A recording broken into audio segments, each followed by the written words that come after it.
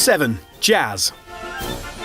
Much like the Canadian Justin Bieber, jazz is one of the USA's biggest musical exports that it can't truly make a claim to, at least not exclusively. It has its immediate origins in late 19th century New Orleans and Buddy Bolden, who was recognised as the first actual jazz musician.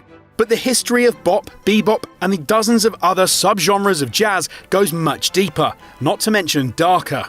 The most important root of jazz comes from the transatlantic slave trade, a bleak smudge on American history. Music was an incredibly important part of what kept the slaves' morale up, given the circumstances, whether it was hollering songs in the fields or using their bodies as drums in the absence of instruments. Louisiana was unusual in allowing slaves to play instruments, and there is documented evidence of them playing with traditional African ones in Congo Square around 1819, one of the early displays of African music to the American people. This continued throughout the century, save for a break during the Civil War, but it wasn't until 98 years later that we saw the first true jazz record with the Dixieland Jazz Band's Livery Stable Blues.